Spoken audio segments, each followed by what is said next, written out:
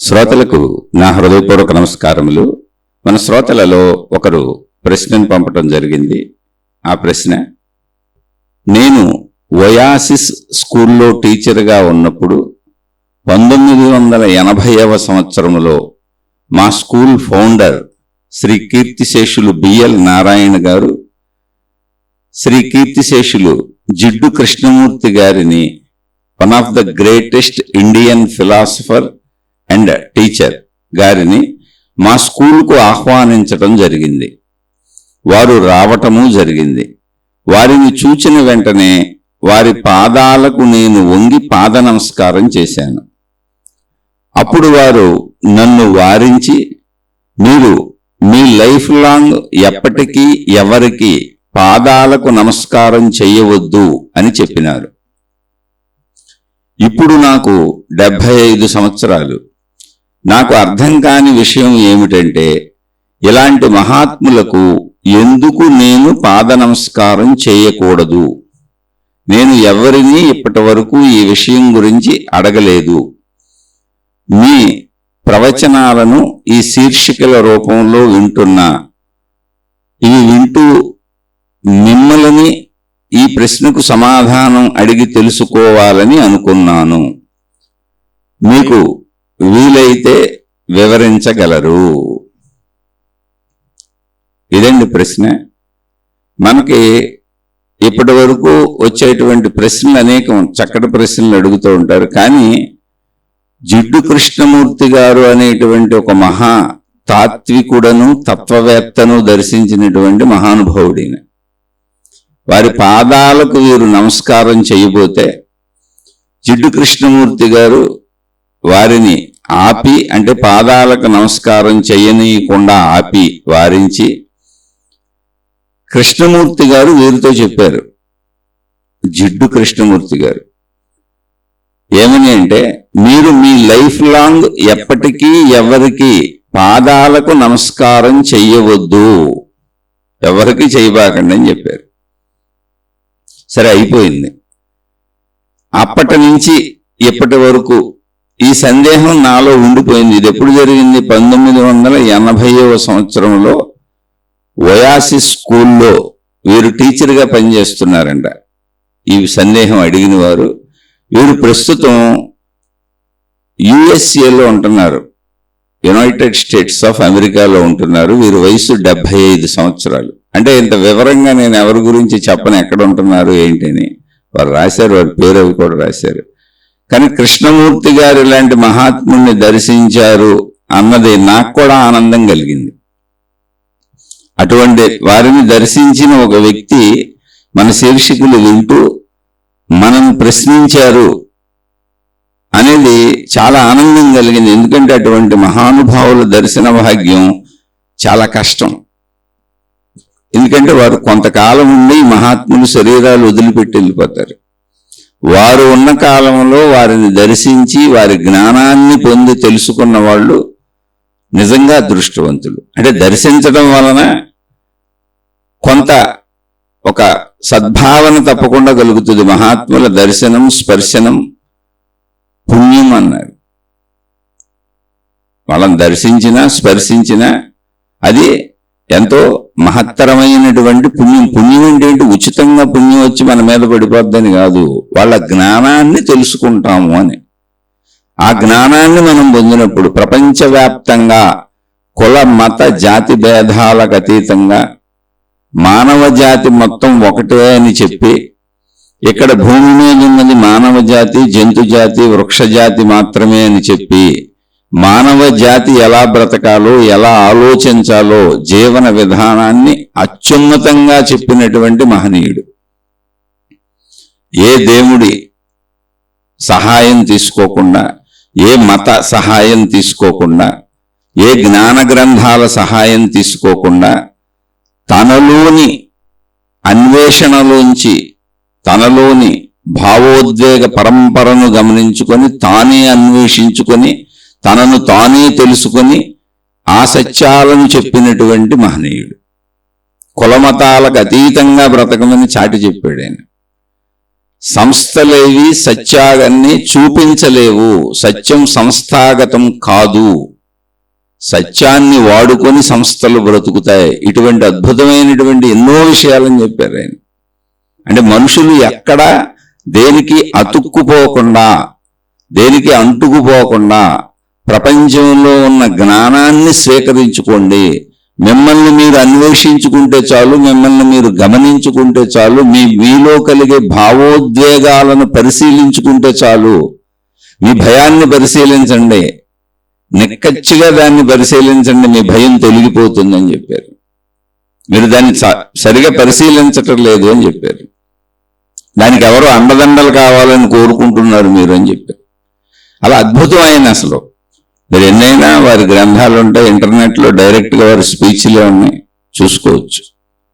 మానవాళికి మేలు చేయడానికి ఇటువంటి మహాత్ములు ఉద్భవించి వెళ్ళిపోతూ ఉంటారు. వీరు మొత్తం వారి జీవితం అంతా మానవాళికి సత్యాన్ని చెప్పడానికి ప్రయత్నించారు. నేను గురువును కాదు, నాకు ఎటువంటి శిష్యులు లేరు, నన్ను మీరు పూర్తి పేరుతో కూడా పిలవక్కర్లేదు, నన్ను 2 పొడక్షరాలు జేకే అని పిలవండి చాలు అని చెప్పారు. మళ్ళీ నన్ను పూర్తిగా పేరుతో పిలిస్తే జడ్డు కృష్ణమూర్తి అంటే, ఇప్పుడు ఈ జడ్డు ఎవరింటి వారి పేరు, ఇది ఏ కులంలోది, ఏ మతంలోది, ఏ జాతిలోది అని నన్ను దేనికో దానికి మీరే అంటగట్టేసుకుంటారు. నేను మానవ జాతికి సంబంధించిన వాడిని. పేర్లు ఓర్లి ఒక వ్యావహారికముగా మనుషులను గుర్తించటానికి మాత్రమే. కాబట్టి నన్ను జేకే అని 2 పొడక్షరాలతో పిలవండి అని చెప్పి ఆయనున్న కాలంలో, అంటే సుమారు 100 సంవత్సరాలు వెనక్కి వెళితే, ప్రపంచాన్ని ఉర్రూతలూగించిన తాత్వికుడు. ఏ మత సహాయం లేదు, ఏ దైవ సహాయం లేదు, ఏ జ్ఞాన గ్రంథ సహాయం లేదు. ఇప్పటికి ప్రపంచంలో అప్పటికి ప్రపంచంలో ఉన్న ఏ సాహిత్యాన్ని ఆధారం చేసుకోలేదు. తాను తన స్వయాన్ని పరిశీలించుకొని చెప్పారు. మన్ను కూడా అలా స్వయాన్ని పరిశీలించుకుంటూ బ్రతకమని చెప్పారు. అలా చెప్పే మహాత్ములు ఉంటారు. ఆయన ముఖ్యమైన స్లోగన్ ఏంటంటే, అసలు నేను ఎవరికి గురువును కాదు అని. దివ్యజ్ఞాన సమాజం అనేటువంటి ఒక సమాజం ఇప్పటికే ఉంది. అది ఆ సమాజ పెద్దలు, అంటే క్లుప్తంగా వారి గురించి మాట్లాడుతున్నాను. ఆ సమాజ పెద్దలు చిన్నతనంలోనే దివ్యజ్ఞాన సమాజం అంటే వీళ్ళు దైవానికి సంబంధించిన దివ్యమైనటువంటి శక్తి ఈ భూమి మీదకి వస్తూ ఉంటుంది అనేటువంటి అన్వేషణలు చేస్తూ ఉంటారు. అటువంటి అన్వేషణల్లో చిన్నతనంలో ఎక్కడో సముద్రపు ఒడ్డున ఆడుకుంటున్నటువంటి కృష్ణమూర్తి గారిని చిన్నతనంలో చూశారు. వారి తమ్ముడితో ఆడుకుంటుంటే ఇతను జగద్గురు అవుతాడు అని నిర్ణయించి వారు కృష్ణమూర్తి గారి తల్లిదండ్రులను ఒప్పించి దివ్యజ్ఞాన సమాజం వారు కృష్ణమూర్తి గారిని వారి తమ్ముణ్ణి, అంటే తమ్ముడు లేకపోతే నేను ఉండలేను అని కృష్ణమూర్తి గారు చెబితే వాళ్ళ తమ్ముణ్ణి కూడా తీసుకుని మొత్తం మాకు అప్పచెప్పేయండి, మేము చదివించి అన్ని రకాల విద్యలు నేర్పించి జగద్గురువు అర్హతకు ఈయన్ని ప్రిపేర్ చేస్తాము అని తీసుకున్నారు. అలా వచ్చినటువంటి ఆయన ఆ జగద్గురువుగా ఈయన్ని ప్రిపేర్ చేసే విధానంలో గురువులు, సాంప్రదాయాలు, మహిమలు, అద్భుతాలు, సూక్ష్మ శరీర యానాలు రకరకాలుగా ఉంటాయి. ఆ దివ్యజ్ఞాన సమాజంలో మొత్తం ఇవన్నీ చెబుతారు. అంటే అదృశ్య రూపంలో గురువులు, మహాత్ములు వీళ్ళని గైడ్ చేస్తూ ఉంటారు అని. అవన్నీ వీరు కొంతకాలం వారితో కలిసి ప్రయాణించారు. వీరి పేరు మీద ఒక సంస్థ నడిచింది. వీరే ఆ సంస్థకి జగద్గురువు. వీరు జగద్గురువుగా దైవావతారముగా, సాక్షాత్తు దైవావతారముగా, అంటే 2వ బుద్ధుడుగా, 2వ యేసుక్రీస్తుగా, అప్పటి వరకు ప్రపంచంలో ఎంతమంది మహాత్ములు వచ్చెళ్ళారో వాళ్ళందరి అంశాలు వీరిలో ఉన్నవని ది స్టార్ అనేటువంటి ఒక మ్యాగజైన్ అన్ని భాషల్లో ప్రపంచవ్యాప్తంగా నడిచింది వీరి గురించి చెబుతూ. వీరు ఉపన్యాసాలు ఇస్తూ వెళ్ళేవారు. ఆ తర్వాత వీరు తనను తాను, అంటే కొన్ని పరిస్థితులు ఏర్పడటం వలన చిన్నతనంలో వాళ్ళందరూ చెప్పినవి నమ్మి అనుసరించి వాళ్ళు ఏం చెబితే చేశారు. కొంచెం పెద్ద వయసు వచ్చినాక వారి జీవితంలో ఏర్పడినటువంటి పరిస్థితుల వలన స్వయముగా ఆలోచించటం మొదలుపెట్టారు. స్వయముగా ఆలోచించటం మొదలుపెట్టినాక ఆయన మొత్తం దివ్యజ్ఞాన సమాజము అనేటువంటి సంస్థను వదిలేశారు. అది వదిలేయటానికి ఆయన చక్కటి మీటింగ్ పెట్టి ఆ సభ్యులందరినీ పిలిచి వేలల్లో లక్షల్లో ఆయన ఫాలోవర్స్ ఉన్నారు అప్పటికే దివ్యజ్ఞాన సమాజం ఆధారంగా. నేను జగద్గురువుగా ఈ సంస్థకు ఉన్నాను, నేను ఎటువంటి జగద్గురువుని కాదు, ఈ సంస్థకే నాకు ఎటువంటి సంబంధం లేదు, నేను ఏ గురువుని కాదు, నాకు శిష్యుడు ఎవరు లేరు, నేను సత్యాన్ని దర్శించాను. సత్యాన్ని ఎవరికి వాళ్ళు వ్యక్తిగతంగా దర్శించాలి. సత్యము సంస్థాగతం కాదు, అంటే ఒక పరిమితమైన విషయం కాదు. సత్యము ట్రూత్ ఈజ్ పాత్లెస్ ల్యాండ్ అన్నారు ఆయన. అంటే ఒక దారి, అంటే సత్యము సర్వము వ్యాపించి ఉన్నదంతే. ఒక దారిలో ఇదే అని దాన్ని చూపించలేము. సత్యాన్ని ఎవరికాళ్ళు ఆవిష్కరించుకోవాలి. సంస్థలన్నీ సత్యాన్ని నమ్ముకొని బతుకుతాయి, కానీ ఏ సంస్థ సత్యాన్ని సంపూర్ణంగా తెలియచేయలేదు. ఎందుకంటే అది ఒక పరిమితిలో, సంస్థ అంటేనే పరిమితిలో ఉండిపోయింది అని. అప్పటి నుంచి ఇక నాకు శిష్యులు ఎవరు లేరు, నేను దేనికి గురువును కాదు, ఏ సంస్థకి నేను బంధింపబడి లేను, ఏ సంస్థ నాది కాదు, ఏ సంస్థకి నేను అతుక్కొని లేను. అంటే నా పదాలు ఒకవేళ తప్పు అయితే క్షమించండి, విషయాన్ని అర్థం చేసుకోండి అని. నేటి నుంచి నేను ఒక్కడినే, నన్ను పూర్తి పేరుతో కూడా మీరు పిలవవలసిన అవసరం లేదు, కుల మత జాతి భేదాలు తీసేయండి, మిమ్మల్ని మీరు చూసుకోండి, మనమంతా మానవ జాతి. మానవ జాతిగా మిమ్మల్ని మీరు పరిశీలించుకుంటే మీ సమస్త మీకే అర్థమవుతుంది, మీరు సత్యస్వరూపులు అని బాహాటంగా వెలుగుచ్చారు ఆయన.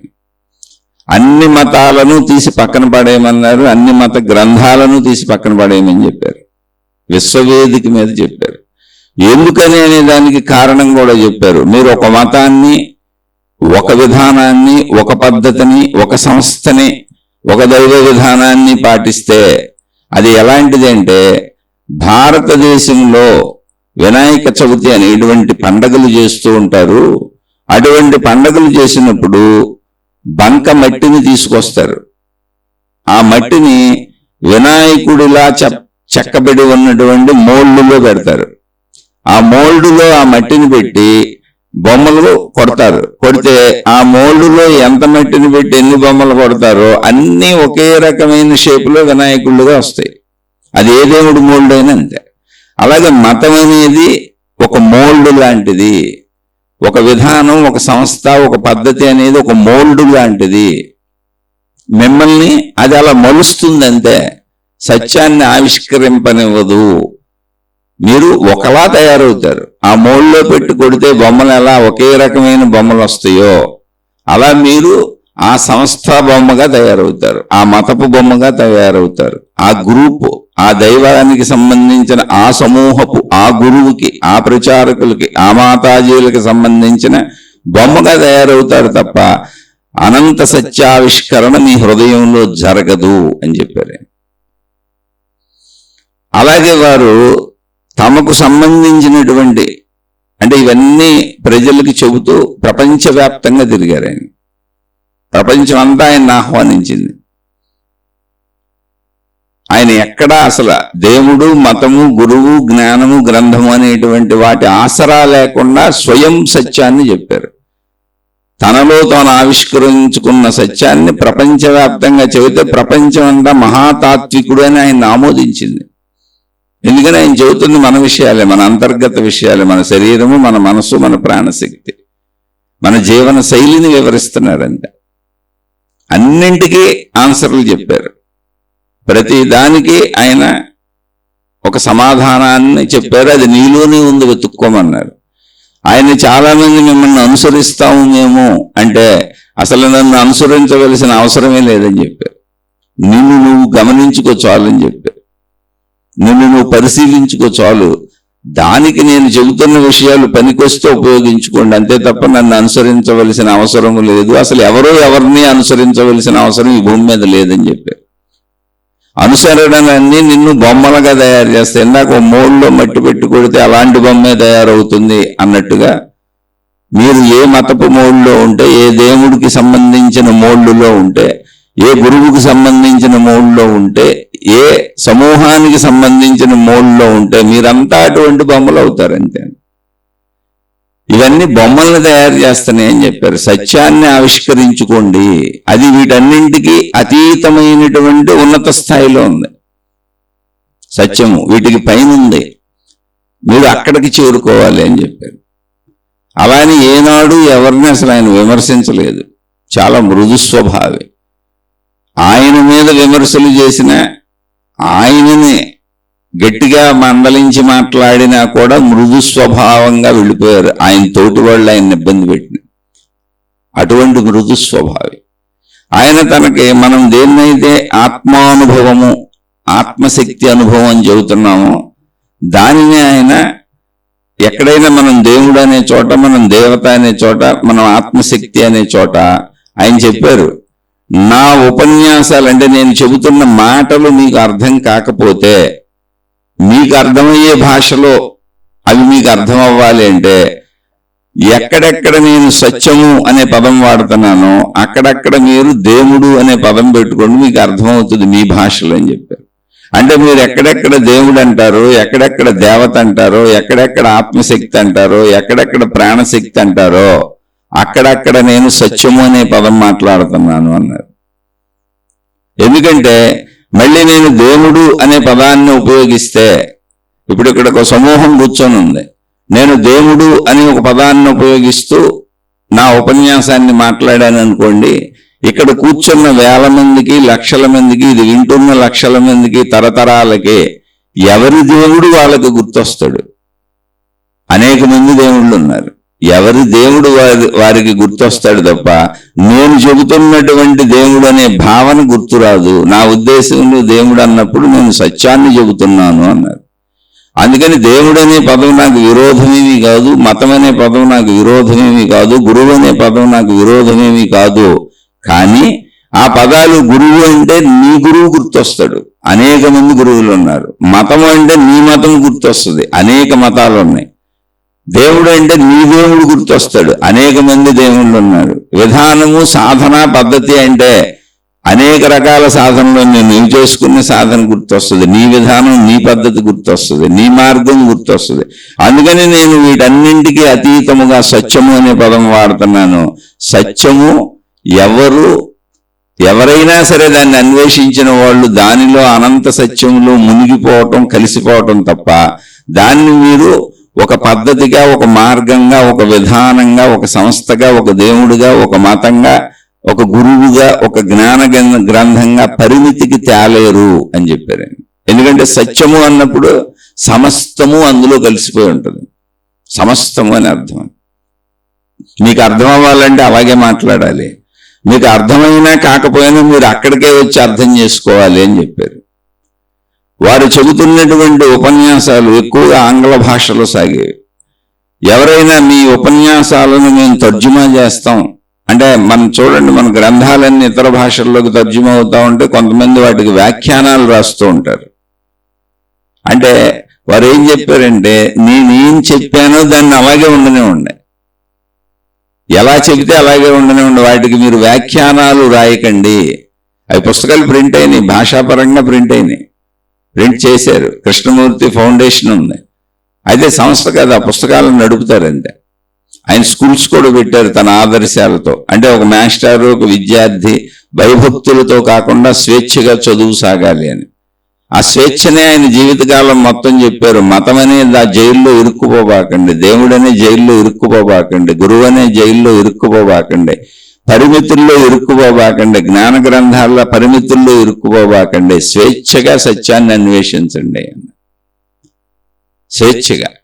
అయితే అంటే అక్కడ ఏంటి, ఆ స్వేచ్ఛలో ఆయన దేన్ని వ్యతిరేకించలా, అన్నిటినీ ఆమోదిస్తూ అన్నింటిలో ఉన్న సత్యాన్ని తీసుకోండి, ఒక పరిమితిలో ఉండిపోబాకండి అన్నారు. పంజరంలో పక్షిలాగా, అదే నూతిలో కప్పలాగా, అదే మొత్తం ప్రపంచమని అనుకోకండి, మొత్తం అన్నింటిలో ఉన్న సత్యాన్ని తెలుసుకోండి. సత్యము అనంతము, అందుకని నేను సత్యం అనే పదం వాడుతున్నాను అన్నారు. సత్యము, ట్రూత్ ఈజ్ పాత్లెస్ ల్యాండ్, అంటే సత్యము దారి లేని ప్రదేశము. అంటే ఒక విధానము, ఒక పద్ధతిలో దాన్ని చేరటం కాదు, ఈ పద్ధతే కరెక్ట్ కాదు, మొత్తము సత్యమే ఉంది, అది నువ్వు నీకు ఆవిష్కరించుకోవాలంటే. దాన్ని ఎవరో నీకు ఆవిష్కరించి చెప్పేవాళ్ళు ఉండరు. ఎందుకంటే ఆ సత్యము నువ్వే, ఆ సత్యాన్ని తెలుసుకోవలసింది నువ్వే, ఆ సత్యము నువ్వే. ఇక్కడ ఉన్నదంతా సత్యము.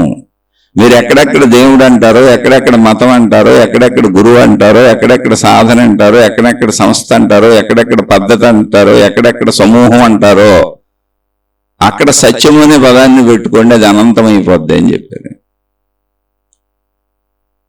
చెబుతూ మనం దేన్నైతే ఆత్మశక్తి, అనంత ఆత్మశక్తి అంటున్నామో దాన్ని ఆయన సత్యము అని చెప్పారు.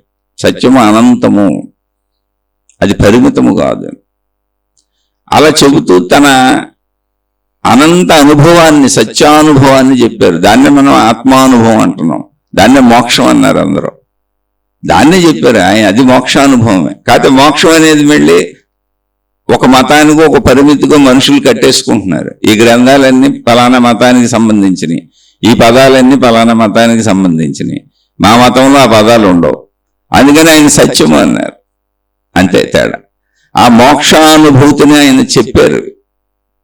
ఎలా ఉంటుందో అది జ్ఞానోదయం. బుద్ధుడు ఏదైతే జ్ఞానోదయం నాకు కలిగింది అన్నాడో, అనేక మంది మహాత్ములు ఎవరైతే మేము ఆత్మానుభవం పొందిన జీవన్ముక్తులు అన్నారో, ఆయన అద్భుతమైనటువంటి జీవన్ముక్తుడు.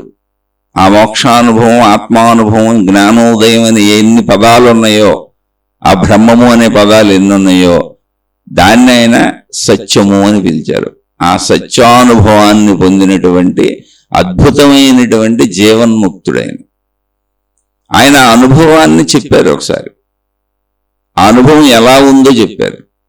అంటే ఆ సత్యానుభూతిని పొందినటువంటి మానసిక స్థితిలో ఆ జీవన్ముక్తాన్ని మనం అంటాం, ఇక్కడ ఈయన సత్యానుభూతి అని చెప్పారు.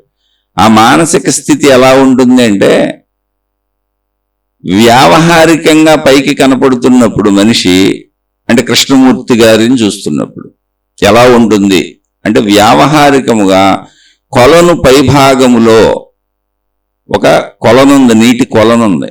కొలను పైభాగంలో నీరు కదులుతున్నట్టు ఉంటుంది, గాలికి కదులుతుంది, చిన్న రాయేసిన అలలగా కదులుతుంది, ఏవైనా పక్షులు లాంటివి దాని మీద వాలిన అలలుగా కదులుతుంది.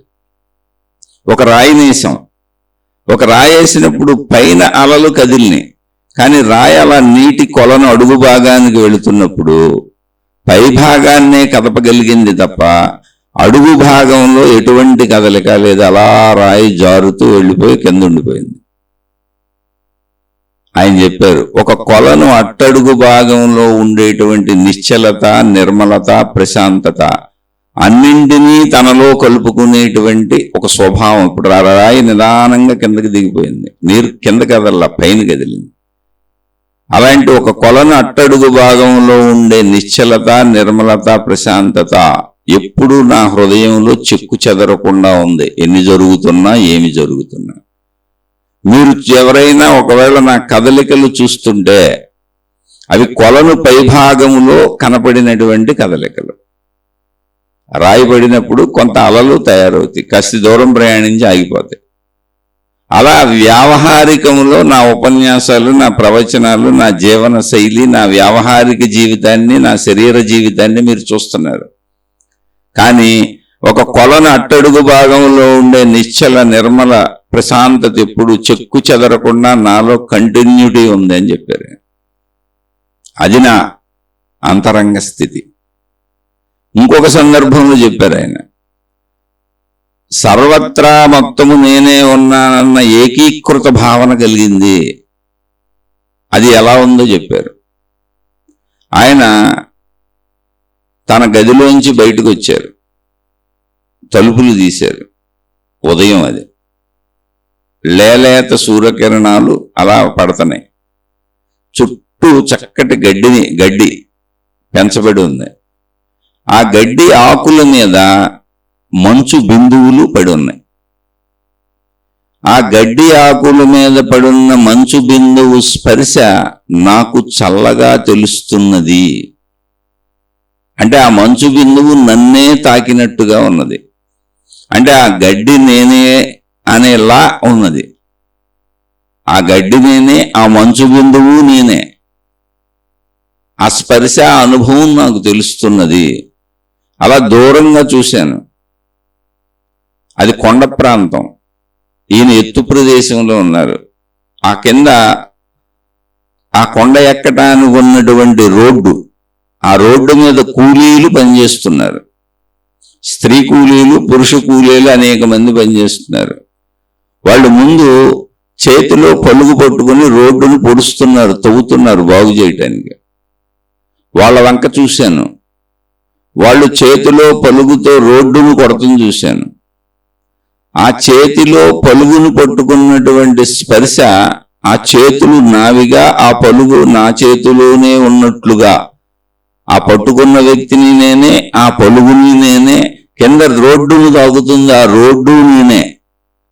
అన్నీ ఒక్కసారిగా ఏకత్వానుభూతులు ఒకేసారిగా తెలుస్తున్నాయి. మొత్తము సమస్తము నేను అలా దర్శిస్తూ ఉండిపోయాను, అనుభవాలను అనుభవిస్తూ ఉండిపోయాను అని చెప్పారు. దాన్నే మనం మోక్షము, సృష్టి మొత్తం అనంత ఆత్మశక్తే, మోక్షానుభవం ఆత్మానుభవం అని చెబుతున్నాం. అంటే ఒక ఏకత్వ భావన. అది మహిమ కాదు, మాయ కాదు. మీకు ఇప్పుడు ఇలా చెబుతుంటే, మనం చెప్పుకుంటుంటే మీకు వినపడేటప్పుడు మహిమగా మాయగా అనిపించవచ్చు. కానీ అనంత ఏకత్వ భావానుభూతిని పొందిన వాళ్ళకి ఆ భావానుభూతి అంటే ఉన్నదంతా ఒకటే శక్తి అనేటువంటి భావన గాఢమైనప్పుడు, ఆ భావనలోంచి చూడగలిగినప్పుడు సమస్తము ఆ భావనలో ఏకభావనగా కనపడతా ఉంటాయి సమస్త క్రియలు. అంతే తప్ప ఒక అద్భుతం ఏదో ఆయనలో వెల్లిగిరియటం కాదు, ఏదో ఆయనలో కలిగిపోవటం కాదు. భావగాఢత. ఎంత భావగాఢత అంటే మొత్తం ఉన్నదంతా ఒకటే అన్న భావంలోంచి అనేకత్వాన్ని చూస్తున్నాం. అప్పుడు ఆ భావంలో ఈ అనేకత్వం ఇమిడిపోయి కనపడుతుంది. ఇమిడిపోయి కనపడుతుంది. మొత్తం ఒకటే. అది ఆ భావగాఢతకే ఇప్పుడు మనం ఇవన్నీ చెప్పుకుంటున్నాం. ఈ శీర్షికలన్నీ భావాన్ని పెంచుకోవటానికి. ఈ భావగాఢతకి శాంపిల్గా, ఉదాహరణగా మన జీవితంలో ఏంటి అంటే, అసలు ఆ భావగాఢతని పెంచుకునే పనే జీవితంలో జరుగుతుంది. శరీరము భావాలను గ్రహిస్తుంది, భావోద్వేగాలమయం. శరీరం ఏది పొందినా, ఏది అనుభవించినా, ఏ ప్రయత్నం చేసినా అది భావంగా మనలో మిగిలిపోద్ది. మనకది అనుభవం అయ్యేది కూడా భావరూపంలోనే ఉంది. కంటితో చూశాను దృశ్యము, ఆహా రమణీయముగా ఉన్నది అని ఆ సుందర దృశ్య భావము లోపల ఉండిపోయింది. లేదు బాగోలేదు, లేదు భయంగా ఉంది, భావముగా ఉండిపోయింది. భావస్పందనం అంది. మన శరీరమే భావస్పందన.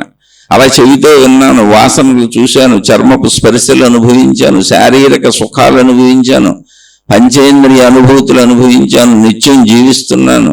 ఆకలి భావము, ఆకలికి తింటుంటే రుచి భావము, తిన్నాక కడుపు నిండిందన్న భావము, సమస్తము భావములే. మీరు గ్రహించి చూడండి, అన్ని భావములే. అంటే ఏంటి? భావ ప్రారంభము ఈ శరీరంతో జరుగుతుంది. భావ ప్రారంభము నేను ఈ శరీరం అన్న భావన. అలా భావ ప్రారంభాలు అంటే ప్రారంభించుకుంటూ జీవితాన్ని జీవిస్తూ సంపూర్ణ భావస్వరూపానుభవాన్ని పొందుతాడు. ఏకత్వానుభవం. మొత్తం సృష్టి అంతా ఉన్నది ఒకే శక్తి అన్న ఏకభావన. అప్పుడు ఈ అనేక భావనలన్నీ ఎక్కడున్నాయి?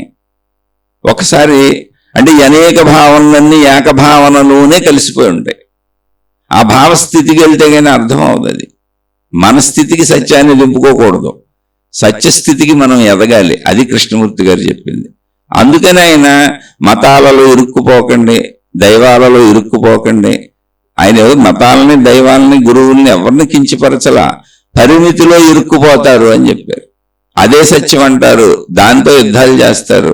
ఇతరులది అసత్యం అంటారు. ఇప్పుడు ప్రపంచంలో జరుగుతుంది అదేగా. అందుకని యుద్ధాలతో కాదు, అసలు యుద్ధాలు ఉండవు. సత్యాన్వేషణలో యుద్ధమే ఉండదు. ఉండేదంతా శాంతే, ఉండేదంతా ప్రేమే, ఉండేదంతా సున్నితత్వమే. అదంతా ఏకత్వము. అనేకత్వం ఉండే యుద్ధాలు ఉంటాయి. ఏకత్వంలో యుద్ధం ఎందుకు ఉంటుంది? అది తన పట్ల తాను ఎప్పుడు సున్నితంగా ప్రేమగా వ్యవహరించుకుంటుంది. ఆ వ్యవహారం వస్తుంది. ఆయన జీవన సరళంతా అలాగే ఉంది. ఇక్కడ మన జీవితాన్ని గమనిస్తే అసలు ఇటువంటి శరీరం మానవుడికి ఎందుకు ఇవ్వబడిందంటే భావాల శరీరం ఇది. మనం ఏదైనా భావ వ్యక్తీకరణ, ఇప్పుడు భాష నేను మాట్లాడుతున్నా, అంతరంగ భావాన్ని భాషలో చెబుతున్నా, మాటల్లో చెబుతున్నా, శబ్దాల్లో చెబుతున్నా. మీరు వింటున్నారు చెవుల ద్వారా, మాటల్లో వింటున్నారు, అక్షరాలు వింటున్నారు, శబ్దాలు వింటున్నారు, పదాలు వింటున్నారు, వాక్యాలు వింటున్నారు. కానీ ఇదంతా అర్థమవుతుంది. అర్థమైతే భావంగా మారిపోతుంది. అంటే శరీరం భావాన్ని ఉత్పత్తి చేస్తుంది, భావంలో లయించిపోతూ ఉంటుంది. భావోత్పత్తి వ్యక్తీకరించాలనుకున్నప్పుడు భాష రూపంలోకి వెళ్తుంది. భాష భావం మాట అర్థమైనప్పుడు భావం తనలో లయించిపోతుంది. అందుకని ఎవరి భావాన్నైనా మనం గ్రహించగలం. ఇలా పరిమితులతో భావాలను గ్రహిస్తూ భావోత్పత్తితో జీవిస్తున్న ఈ శరీరం ఏదుందో ఇది సర్వవ్యాపక సృష్టి భావాన్ని, ఆ ఏకత్వ భావాన్ని పొందుతుంది. అక్కడి వరకు ప్రయాణించాలి. ఆ ఏకత్వ అనంత సృష్టి భావం ఒకటిగానే ఉంటుంది. అందులో ఇవన్నీ కనపడవచ్చు, కానీ ఒకటే. దాన్ని ఎలా అయితే మన కుటుంబం అంతా మనకు ఒకటే, నేను, నాది, నావి, నా వాళ్ళు అనేకంగా ఉంటాయి. కానీ భావరూపంలో ఇవన్నీ నావే, నేనే, ఒకటే. అందుకే దేనికి ఇబ్బంది వచ్చినా నేను బాధపడతా ఉంటా. నేను, నాది, నావి అనేకంగా ఉంటాయి, నా వాళ్ళు అనేక మంది ఉంటారు. కానీ ఇవన్నీ నా నేనులోనే ఉన్నాయి. నా నేనుకు సంబంధించి, అంటే నేను అన్నప్పుడు మొత్తం ఏకభావం. ఆ ఏకభావంలో నా కుటుంబ సభ్యులందరూ ఉన్నారు, నా సంపదలన్నీ ఉన్నాయి, నా వస్తువులన్నీ ఉన్నాయి. ఎన్ని ఉన్నాయి? లక్షల కోట్లు ఉంటాయి. అందులో దేనికి ఏది జరిగినా విడివిడిగా నేననే భావం దుఃఖానికి లోనవుద్ది. అందులో దేనికి మంచి జరిగినా నేననే భావం సుఖానికి లోనవుద్ది. ఇది పరిమితంగా మనం ఏర్పరుచుకున్న నేను అనే ఏకభావంలో ఉన్న అనేకత్వం. ఇక్కడ నేననే ఏకభావమే, అందులో ఉన్న అనేకత్వం.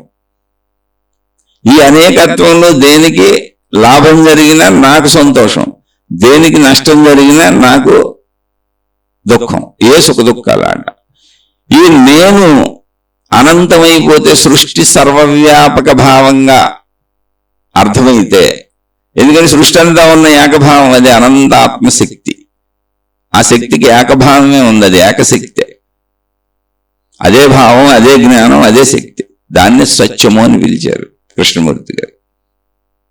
అందువలన ఆయనకేదో అద్భుతాలు జరిగిపోయినాయని కాదు.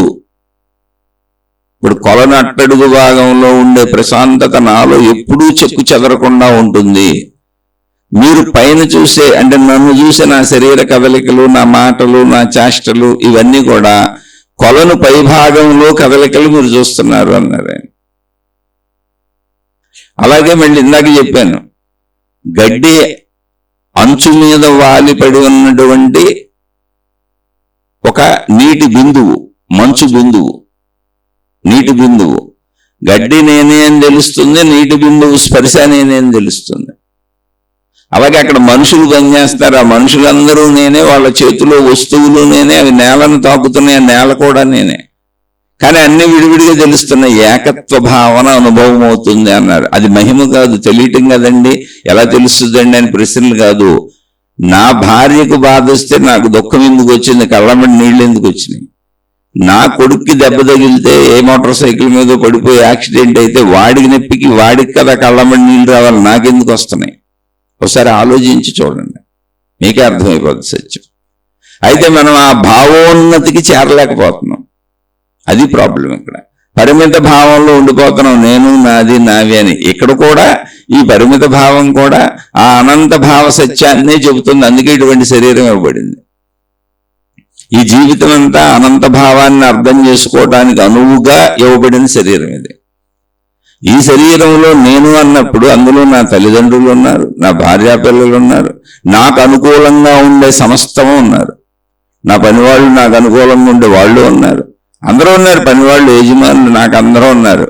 అయితే ఇందులో అనుకూలంగా ఉండే వాళ్ళ వలన సుఖభావము, వ్యతిరేకంగా ఉండే వాళ్ళ వలన దుఃఖభావము పొందుతున్నాను. అలాగే నా సంపదలు, నా వస్తువులు అన్నీ ఉన్నాయి. ఇవన్నీ కలిపితే నేను అంటే ఏకభావం. ఏకభావంలో ఎన్ని ఉన్నాయి పరిశీలించుకోండి, మీకు మీరే. అనేకం ఉన్నాయి. ఆ అనేకమే కదా మీ సుఖ దుఃఖాలకు కారణమేని. అలాగే ఈ సృష్టిలో అనేకం ఉన్నాయి, అనేకం కనపడుతున్నాయి. కానీ వీటన్నింటికి ఆధారమైనది ఏకశక్తి. అక్కడ ఏకభావమే ఉంది.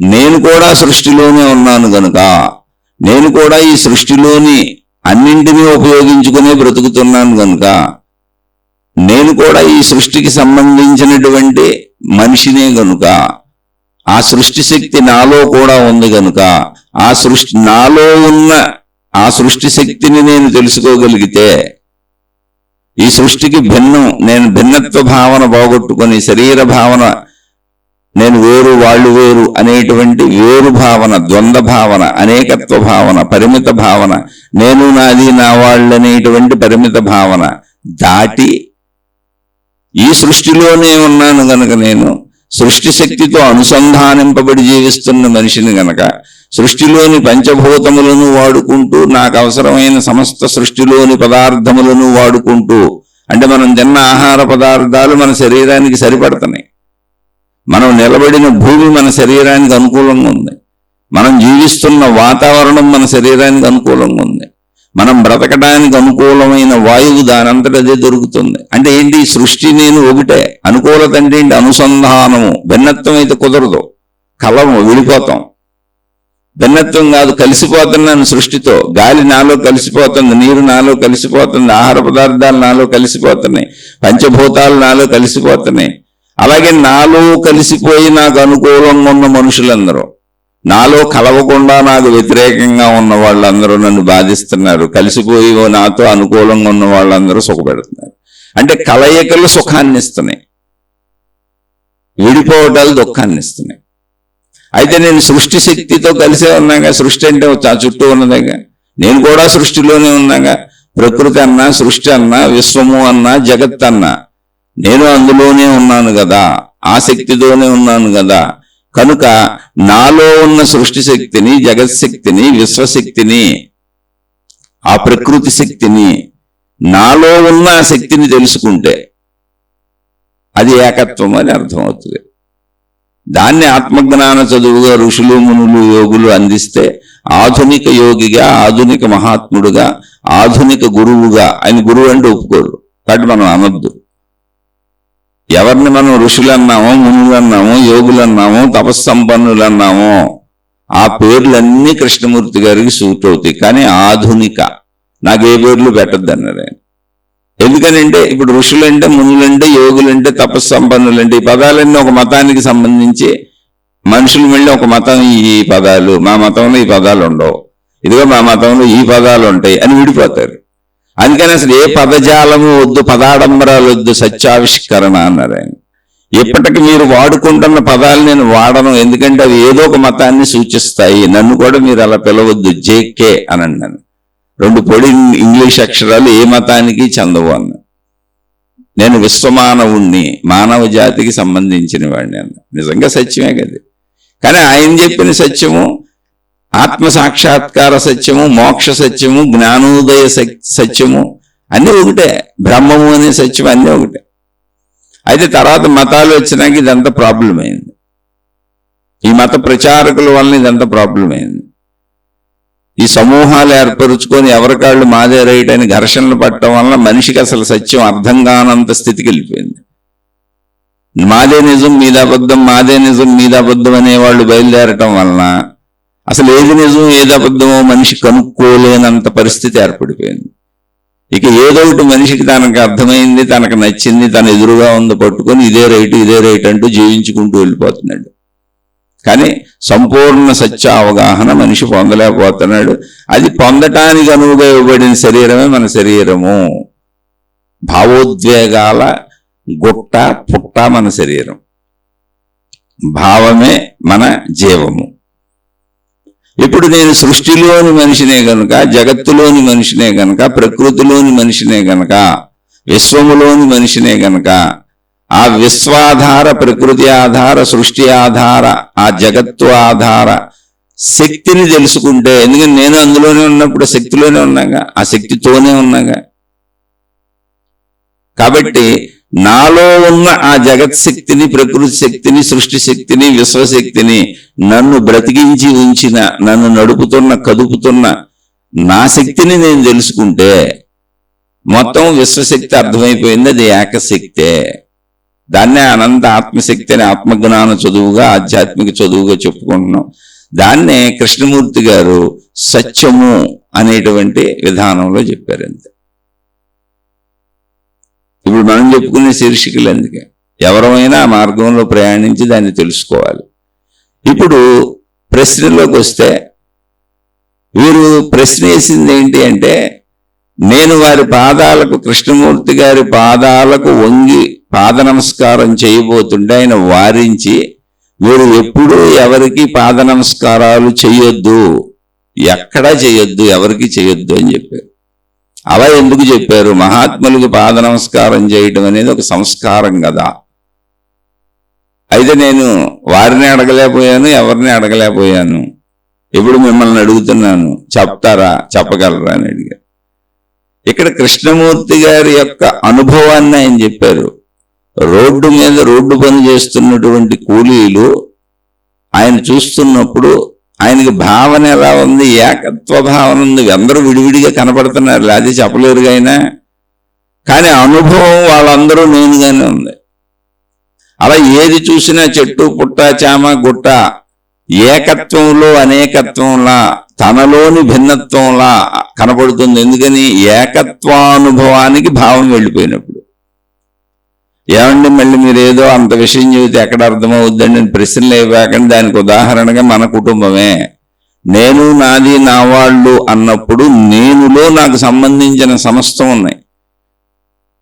మా వాళ్ళు అందరూ ఉన్నారు, నాకు తెలిసిన వాళ్ళు, నాకు ఉపయోగపడేవాళ్ళు, నా పని వాళ్ళు, నా యజమానులు, నా కుటుంబం, మొత్తం సమస్తం ఉన్నాయి, నా సంపదలు, నా వస్తువులు. ఇందులో నాకు అనుకూలతలన్నీ నాకు సుఖాన్ని ఇస్తున్నాయి.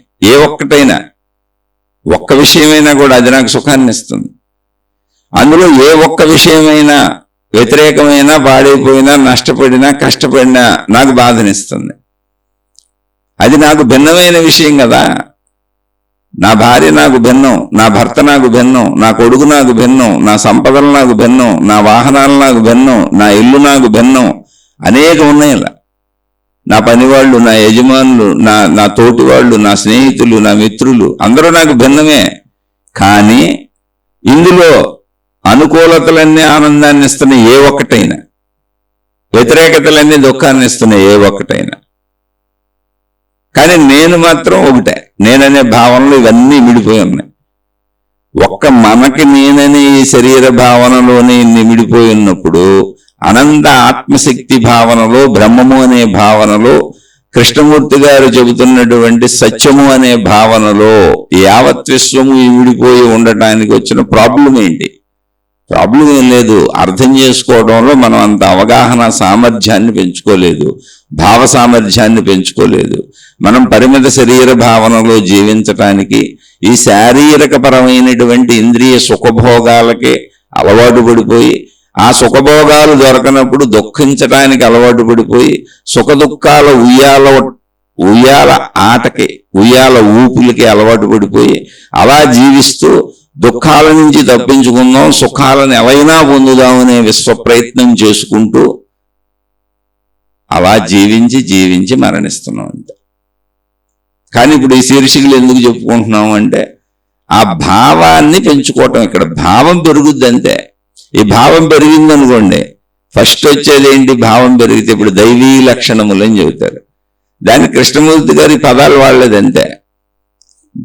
భావం పెరిగింది, అయ్యో పాపం వాళ్ళకి తెలియదులే ఎందుకు అనిపించింది. అప్పుడు మనుషులతో గొడవ ఉంది, వాళ్ళు మనల్ని హాని చేసినా కూడా గొడవ పడడం వాళ్ళకి తెలియదు కదా, ఘర్షణలు ఉండవు. అంటే ఏంటి? భావ విస్తారణ జరిగింది మనకు. అయ్యో వాళ్ళకి తెలియదు, మనకు తెలుసు. తెలుసు కనుక మనమే సర్దుకోవాలి. తెలియని వాళ్ళు తప్పులు చేస్తారు, తెలిసిన వాళ్ళు సర్దుకోవాలి. ఎప్పుడు జ్ఞాన విస్తారత అంతే. నువ్వు ఎంత ఈ భావాన్ని పెంచుకుంటూ వెళ్ళిపోయావో ప్రపంచవ్యాప్తంగా అనంతంగా, నువ్వు అన్నింటితో కలిసిపోవటం మొదలు పెడతావు. భావ విస్తారత. ఎంత విస్తారత అంటే అనంతము అన్నారు. ఆ అనంతత్వ భావనలో స్థిరంగా ఉండవు. ఎందుకని ఏదో ఒక భావంలో ఉంటావు కదా, సుఖభావమో దుఃఖభావమో భయభావమో. భావాల్లో లేమా ఇప్పుడు? కానీ అవన్నీ పరిమితంగా ఉన్నాయి. ఏదో ఒక భావం నిరంతరం, ఏదో ఒక ఊహల్లో, ఆనందపు ఊహల్లో తేలియాడతాం, పగటి కళలు కంటాం, లేదా గడిచిపోయిన గతాలు తలుచుకొని ఆ ఊహల్లో తేలియాడతాం, లేదా భయాలకు సంబంధించిన ఊహల్లో తేలియాడతాం. ఇవన్నీ భావాలే కదా. ఈ భావాలు పరిమితంగా ఉన్నాయి. ఇటువంటి భావమే సేమ్ ఇదే విధానంలో అనంత ఏకత్వపు భావాన్ని ఏర్పరుచుకో అని చెబుతుంది ఆత్మజ్ఞానం. అంతే. బ్రహ్మము అంటే అదే, మోక్షం అంటే అదే, జ్ఞానోదయం అన్నదే. అది నువ్వు కదా ఏర్పరుచుకోవాలి, నేను కదా ఏర్పరుచుకోవాలి. ఈ సృష్టి అంతా ఏకశక్తి, ఏకభావమే. ఇప్పుడు నేను అనేటువంటి ఒక శరీర పరిమిత భావంలోనే ఇన్ని విషయాలు ఉన్నప్పుడు, నేను నాది నా వాళ్ళు అనేటువంటి ఇన్ని విషయాలు ఉన్నప్పుడు, అవన్నీ నాకు సుఖదుఖాలు కలిగిస్తున్నప్పుడు, మొత్తం విశ్వశక్తి అంతా ఒకటే. విశ్వమంతా ఆ ఏకభావంలోనే ఉన్న అనేకత్వము అనే ఏకభావానికి వెళ్ళిపోగలిగితే భావం పెంచుకోవటమే కదా. ఆ భావ సాధనేగా తపస్సు, ధ్యానం. ఆ భావ సాధనేగా జ్ఞానం చెప్పుకోవటం, ఈ శీర్షికలు చెప్పుకోవటం. ఎంతమంది మహాత్ములు ఎన్ని రకాల ఆత్మజ్ఞాన గ్రంథాలు అందించినా కేవలం ఆ భావ సాధన కోసం రకరకాలుగా నీకు చెప్పారంతే. కానీ ఉంది అక్కడ భావ సాధనేగా. భావాన్ని పెంచుకోండి. ఎంత భావ విస్తారత జరుగుతుందో మీరు అంత మంచోళ్ళు అవుతూ ఉంటారు, అంత సహృదయత పెరుగుతూ ఉంటుంది, అంత సున్నితత్వం పెరుగుతూ ఉంటుంది, అంత ప్రేమ పెరుగుతూ ఉంటుంది, అంత మంచి గుణాలన్నీ పెరుగుతూ ఉంటాయి. భావ విస్తారత. ముందది కుటుంబంలో ప్రయత్నించండి. సొంత భార్య, సొంత భర్త, సొంత కొడుకులు, సొంత కూతుళ్ళు, సొంత తల్లిదండ్రులు, సొంత అన్నదమ్ములు, అక్క చెల్లెళ్ళు, కనీసం వీళ్ళ వరకు విద్వేషము లేనటువంటి ఆలోచించడం చేయండి. వీళ్ళంతా నా వాళ్ళు, వాళ్ళు నాతో ఎలాగైనా ఉన్నాయి, నేను వీళ్ళందరినీ సమముగా ప్రేమిస్తాను. వాళ్ళు నాకు హాని చేసినా, నన్ను నష్టపరిచినా, నన్ను కష్టపెట్టినా, నాకు అనుకూలంగా లేకపోయినా, నాకు వ్యతిరేకంగా ఉన్నా, ఎలా అయినా జరగనే ఉన్నాయి. ఎందుకంటే కాలంలో ఏదో ఒకటి జరుగుతూ ఉంటుంది నిరంతరం. కాలం అంటేనే మార్పులకు లోనవుతూ ఉంటుంది. కానీ నేను ఒకటే ఏకభావం పెట్టుకుంటాను. ఏంటి? వీళ్ళంతా నా వాళ్ళు, నేను వీళ్ళందరినీ ఎప్పుడూ ప్రేమిస్తూనే ఉంటాను, ఎప్పుడూ వాళ్ళకి మేలు జరగాలని కోరుకుంటూనే ఉంటాను, వాళ్ళకి మేలు చేస్తూనే ఉంటాను. వాళ్ళు నాకు హాని చేసినా మేలే చేస్తాను. ఈ భావం పెట్టుకొని ఇంట్లో ప్రాక్టీస్ చేయండి. మీ భార్య మీతో ఘర్షణ పెడితే ప్రేమించలేరా? మీ భర్తను ప్రేమించలేరా?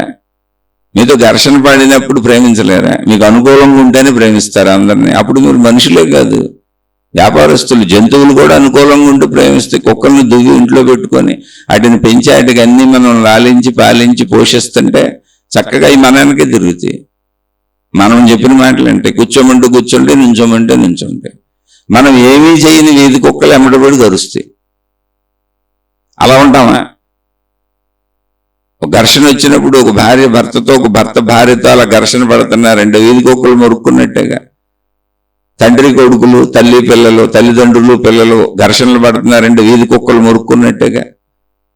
నీ సొంత కుటుంబం ముందు బయటకు వెళ్ళబాక, తర్వాత చూద్దాం. నీ సొంత కుటుంబం. ఇప్పుడు వాళ్ళు ఎలా అయినా ఉన్నాయి వాళ్ళకి తెలియదు, నువ్వు వింటున్నావు కదా. భావ సాధన అది. ఏమంటే నేను సాధన ఏం చేయాలంటే మొదలుపెట్టి, అందుకే నీకు శరీరం ఎలా ఇవ్వబడింది, కుటుంబం ఇవ్వబడింది, సృష్టి అన్ని నువ్వు నేర్చుకోవటానికే పెట్టింది, నీకు నేర్పడానికే పెట్టింది. అందులో నువ్వు ఎటుపోతావు అన్నది నీ ఇష్టం. నేర్చుకుంటే నువ్వు శుభ్రంగా ఇక్కడే నేర్చుకో, ప్రాక్టీస్ చేసుకో. ఈ ప్రాక్టీస్ చేసుకొని ముందు కుటుంబ సభ్యులందరూ నా వాళ్ళు, వాళ్ళు నాకు ఎటువంటి హాని చేసినా నేను వాళ్ళకి మేలు చేస్తా, ఎవరికి ఎటువంటి హాని నేను చెయ్యను. ఇది నీ తల్లిదండ్రులతో మొదలుపెట్టి వృద్ధాప్యంలో ఉన్న తల్లిదండ్రులను వదిలేబాక. ఒకవేళ వృద్ధాప్యంలో ఉన్నారు తల్లిదండ్రులు, కానీ వాళ్ళకి అన్ని రకాల సౌకర్యాలు ఉన్నాయి, సదుపాయాలు ఉన్నాయి, ఆస్తులు ఉన్నాయి, మనుషులు ఉన్నారు, అంగబలం ఉంది, ఆర్థిక బలం ఉంది, వాళ్ళు నిన్ను ద్వేషిస్తున్నారు, నాకు అక్కర్లా, నీలాంటి కొడుకు అక్కర్లా, నీలాంటి కూతురు అక్కర్లా, అవతలపో నాకు బోళ్ళు మంది ఉన్నారు, అసలు నా డబ్బులు నీకేమన్నా ఏమేమన్నా, నా అన్ని నా దగ్గరే పెట్టుకుంటాను, మేము హ్యాపీగా బతుకుతాం, నీతో మాకు పని లేదన్నారు. అప్పుడు కూడా నువ్వు వాళ్ళని ప్రేమించు, వాళ్ళు పని లేదన్నారు కాబట్టి నువ్వు దూరంగా ఉండు. కానీ ప్రేమ అయితే ఉంది, ద్వేషం లేదు. మా నాన్న నాకు ఇవ్వలేదు, మా అమ్మ నాకు ఇవ్వలేదు, ఆస్తులు ఇవ్వలేదు, వాళ్ళే కూడబెట్టుకున్నారు, వాళ్ళకి అంగబలం ఆర్థిక బలం అన్నీ ఉన్నాయి కదా అని ఇష్టం వచ్చినట్టు పెట్టరేగిపోతున్నారు, నేను మామూలుగా బతుకుతున్నాను, కన్న కొడుకుతో ఉండే విధానం ఇదేనా? ఇది అసలు నీ మనసులో అక్కర్లా. ఎందుకని? నువ్వు ఆత్మానుభవం వైపు ప్రయాణిస్తుంటే భావ విస్తారత, అది జ్ఞానం. నువ్వు నిజంగా జ్ఞానంలో ఉంటే వాళ్ళకలా అనిపించింది చేసుకొని వాళ్ళ గొడవ నాకెందుకు, నా గొడవలో నేను మొత్తం సమస్త సృష్టిని ఏకశక్తి అని తెలుసుకునే వైపు ప్రయాణిస్తుంటే కనీసం నా కుటుంబం, నిజంగా నా కుటుంబం, నాకు జన్మనిచ్చిన వాళ్ళు ఎలా ఉంటే నాకెందుకు, నేను జన్మనిచ్చిన వాళ్ళు నా పిల్లలు ఎలా ఉంటే నాకెందుకు, నేను ప్రేమించాలి. నా కోసం బ్రతకడానికి వివాహం చేసుకుని నా జీవితంలోకి వచ్చిన నా జీవిత భాగస్వామి ఎలా ఉంటే నాకెందుకు, నేను ప్రేమించాలి. ఎందుకని? సుఖం అనుభవిస్తున్నాను, శారీరక సుఖం అనుభవించాను, అనుభవిస్తున్నాను. అలా నాకు ఉపయోగపడే పనివాళ్ళు, నాకు ఉద్యోగాలు ఇచ్చిన యజమానులు, ఏదైనా ఈ ప్రపంచంలో నేను బ్రతకడానికి నాకు సహకరిస్తూనే అనేకం ఉన్నాయి. ముందు కుటుంబంతో మొదలెడదాం. కుటుంబంలో ఎవరు ఎలా ఉన్నా మీరు వాళ్ళతో మంచిగా ఉండగలరా? అప్పుడు మీకు జ్ఞానం పెరుగుద్ది, భావ విస్తారత పెరుగుద్ది. ఆచరించకుండా కుదరదు, మాటలింటే కుదరదు. ఇలాంటి శీర్షికలు మీరు కోటాను కోట్ల శీర్షికలు సంవత్సరాలన్నా కుదరదు. ఎందుకని అలా అనాదిగా ఈ భూమి మీద లక్షల సంవత్సరాల నుంచి దైవావతారాలు ఉన్నాయి, గురువులు ఉన్నారు, మహాత్ములు ఉన్నారు, ఆధ్యాత్మికత చెప్పబడుతూనే ఉంది. అది అనేక మతాలుగా విస్తరించిపోయింది, అనేక మార్గాలుగా విస్తరించిపోయింది. ప్రతి ఇంట్లోనూ ఏదో ఒక దేవుడు, ఏదో ఒక మతం, ఏదో ఒక విధానం, ఏదో ఒక పద్ధతి, ఏదో ఒక సాంప్రదాయం సాగుతూనే ఉంటుంది. కానీ మనుషులందరూ మామూలుగానే ఉన్నారు, కొట్టుకు చస్తానే ఉన్నారు. మోసాలు, అన్యాయాలు, అక్రమాలు ఏం పోలేదుగా. ఎందుకని? ఆచరించకుండా కుదరదు, వింటే కుదరదు, బొమ్మలు పెట్టుకుంటే కుదరదు. స్వీయ ఆచరణ, అది నీ మనసులో మానసికంగా ఇప్పుడు కుటుంబానికి పెట్టుకోండి. నా కుటుంబ సభ్యులు ఎలా ఉన్నా సరే, ఆ సభ్యులే అన్నప్పుడే నా కుటుంబ సభ్యులు కాబట్టి నా వాళ్ళందరూ ఎలా ఉన్నా నాతో తిరిగి నేను వాళ్ళకి అన్ని మంచి చేస్తాను, వాళ్ళని సదా ప్రేమిస్తాను. ప్రేమించటం అంటే వాళ్ళు అడిగినటువంటి తప్పుడు పనులన్నీ చేయటం కాదు. తప్పుడు పనులు చేయాల్సి వస్తే ప్రశాంతంగా మెదలకుండా ఉంటాను. ఎందుకని? అసలు తప్పుడు పనులు చేయడుగా జ్ఞాని, మంచోడు, జ్ఞాన మార్గంలో వెళ్ళేవాడు. అప్పుడు నా వాళ్ళు ఒకవేళ తప్పుడు పనులు అడిగితే అప్పుడు మౌనంగా ఉంటాను, కానీ ప్రేమిస్తాను. నేను వాళ్ళకి నేను మేలే చేస్తాను. కానీ చెయ్యలేని పనులు, తప్పుడు పనులు అయినప్పుడు, మన అవసరత వాళ్ళకి లేదని వాళ్ళు మనం ద్వేషిస్తున్నప్పుడు, నువ్వు అక్కర్లేదు పొమ్మన్నప్పుడు మౌనంగా ఉంటాను. మీ మీద ప్రేమ ఏం పోదు. మీకు అవసరమైతే తప్పకుండా మళ్ళీ మేలు చేస్తాను. ప్రేమ భావన అంతే. సద్భావన ఒకటే నాలో ఉండిపోయింది. అది ఒక సునిశ్చితత్వం. అది ఎవరిని ద్వేషించదు, దూషించదు, దానిలో కరుకుతనం ఉండదు. అలా ఉంటుంది జ్ఞానం. దాన్ని ముందు కుటుంబంలో ట్రై చేయండి. ఆ కుటుంబం అయినాక దాన్ని కొంచెం విస్తరింపజేయండి. మీతో పరిచయం ఉన్నటువంటి మీ బంధుమిత్రులతో ట్రై చేయండి. మీరు చేసే వృత్తి, వ్యాపార, ఉద్యోగాల ప్రదేశాల్లో ట్రై చేయండి. ఆ తర్వాత మీరు కొనే కిరాణా సరుకులు, కూరగాయలు, మీకు ఏ మనుషులతో సంబంధ బాంధవ్యాలు ఉన్నాయో అక్కడ అన్ని చోట్ల ట్రై చేయండి. వాళ్ళు మనం మోసగిస్తూ ఉంటారు, అది మోసమని తెలుసు కూడా, కానీ నేను తెలిసే మోసపోతాను. ఏమన్నా ఇలా అయితే ఎలా బతుకుతాం అంటే, అయితే జ్ఞానం వదిలేసి మామూలుగా జీవించండి. అందుకే అందరూ జ్ఞానం వదిలేసి మామూలుగా జీవిస్తున్నారు. ఎందుకని? పోగొట్టుకుంటూ ఇష్టం లేదు. నా వాళ్ళ దగ్గర పోగొట్టుకోవడానికి వచ్చిన ప్రాబ్లం ఏంటి? విశాలత్వం అవటం ఏంటి? అన్నింటినీ నాలో కలిపేసుకుంటున్నా, అది నేనే అయిపోతున్నా. నేను పోగొట్టుకునేది నా వాళ్ళ దగ్గరే. అందుకే మహాత్ములకి అభేద తత్వం ఉంటుంది. ఎవరు ఎన్ని రకాల ఇబ్బందులు పెట్టినా అసలు మహాత్ములు చెల్లించలేదు అంటే అది గొప్పతనం కాదు, నాలో కలిసిపోయింది సమస్తం. ఆ ఇబ్బందులు పెట్టేవాళ్ళు కూడా నా వాళ్లే, అది నా భావమే. ఏకభావంలో ఉన్న అనేక భావాలు. ఆ భావ ఎదుగుదల, భావోన్నతి మన జీవిత ప్రయాణం. ఆ భావోన్నతికి ప్రయత్నిస్తాం. ఇప్పుడు ఇక్కడ ఈయన ఎందుకు నమస్కారాలు పెట్టొద్దన్నారంటే, కృష్ణమూర్తి గారు మొదటి నుంచి కూడా ఎప్పుడు ఆయన స్వతంత్రంగా ఎప్పుడైతే దివ్యజ్ఞాన సమాజం నుంచి బయటకు వచ్చేసి సత్యము అనే పదం మాట్లాడుతూ, నేను ఎవరికి గురువుని కాదు, నాకెవరు శిష్యులు లేరు, అసలు అనుయాయులు లేరు, సత్యము ఎవరో ఒకరు బోధించేది కాదు, సత్యము సంస్థాగతము కాదు, సత్యము ఒక వ్యక్తికి సంబంధించిన ఒక వ్యక్తి ద్వారా అందించబడేది కాదు, అది నువ్వు నీ అంతటా ఆవిష్కరించుకోవాలి అని చెప్పడం మొదలుపెట్టిన కాడి నుంచి ఆయన ఎవరిని తన పాదాలకు నమస్కారం చేయలేదు. ఎందుకంటే ఆయనకి ఏకత్వానుభూతి కలిగింది. పాదాలకు నమస్కారం చేయనిస్తున్నారంటే అర్థం ఏంటి?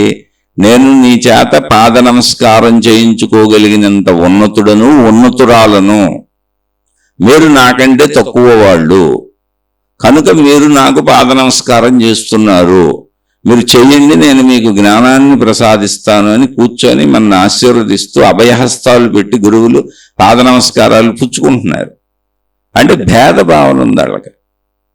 నిజమైనటువంటి భేదభావన లేనటువంటి వ్యక్తి కనుక అసలు ఆయన ఆచరణలో చూపించారు. ఆచరణ ఏంటి? ఎవరు ఎప్పుడూ నాకు అసలు పాద నమస్కారం చేయకండి, ఎందుకంటే ఏకత్వానుభూతి వచ్చినాక నువ్వు నేను వేరు వేరు కాదు. అదే చెప్పారు, ఒక కొలను అట్టడుగు భాగంలో ఉండే నిశ్చలత నాలో ఎప్పుడూ ఉన్నది, అదే అనంత ఏకత్వ భావం. మీరు నా శరీర కదలికలు చూస్తున్నారు. జిడ్డు కృష్ణమూర్తి అనే వ్యక్తి ఉపన్యాసాలు ఇస్తున్నాడు, ఈ దేశం నుంచి ఆ దేశం వెళ్తున్నాడు, ఎలా తింటున్నాడు, ఎలా పడుకుంటున్నాడు, ఎలా ఉన్నాడు, ఇవి కట్టుకుంటున్నాడు, ఎలా మాట్లాడుతున్నాడు, ఆయన గొంతు ఎలా ఉంది, ఆయన రూపం ఎలా ఉంది అనేదంతా కొలను పైభాగంలో కదలికలు. అది వ్యావహారిక ప్రపంచం. కానీ కొలను అట్టడుగు భాగంలో ఉన్న నిశ్శబ్దత అనంత ఏకత్వ భావన చెక్కు చెదరకుండా అలా ఉంది. ఉన్నప్పుడు మీరు నాకు భిన్నం కాదు కదా, నేను మీకంటే ఎక్కువ వాడిని, మీరు నాకంటే తక్కువ వాళ్ళు అన్న భావన లేదు కదా, మరి మీరు నా పాదాల మీద పడటం ఏంటి? అప్పుడు భిన్న భావన కదా ఉండేది. అందుకే ఆత్మజ్ఞాన మార్గంలో కూడా ఎవరు పాదాలకి నమస్కారం చేయకూడదు. పాదాలకు నమస్కారం చేయించుకుంటున్నారు అంటే అర్థం ఏంటి అంటే వాళ్ళు మేము మీకంటే ఎక్కువ అని భావించుకుంటున్నారు. మేము మీకంటే ఎక్కువ కాబట్టి, మీరు తక్కువ వాళ్ళు కాబట్టి మీరు మా పాదాలకు నమస్కరించవచ్చు, మేము ఆ పాద నమస్కారాన్ని స్వీకరించి మీకు ఆశీస్సులు ఇస్తున్నాము, ఈ ఆశీస్సులు మీరు స్వీకరించి తరించండి, ఇది వారి భావన. అందువలన వాళ్ళు పాద నమస్కారాలు తీసుకుంటున్నారు. అంతా ఒకటే అన్నప్పుడు ఎలా తీసుకుంటాం? అసలు అంతరంగంలో అది స్థిరపడిన వాడు ఆచరణలో చూపిస్తాడు. ఇప్పుడు కూడా మీకు అదే చెప్పాను, మీరు ఆచరించకుండా పొందలేరు. ఆత్మోన్నతి, భావోన్నతి, జ్ఞానోదయం, మంచిని పెంచుకోవటం, ధర్మాచరణ, ఇవన్నీ ఆచరణలోకి రావాలి. అందుకని ముందు కుటుంబంలో మొదలు పెట్టండి. ఘర్షణలు వచ్చినాయి, మౌనంగా ఉండండి, ప్రశాంతంగా ఉండండి. మౌనైన కలహం నాస్తి. లేదో ఎదుటి వాళ్ళు మనుషులే కదా. భిన్నత్వంలో ఎప్పుడు కూడా అనేకత్వము, భిన్నత్వంలో భిన్నత్వం అనేకత్వం అంటేనేంటి? ఒకలా ఉండకపోవటం. ఒకలా ఉండనప్పుడు అభిప్రాయాలు మారుతాయి కదా, అప్పుడు ఘర్షణ రావచ్చు. మీరు ఆగిపోండి. ఎందుకని?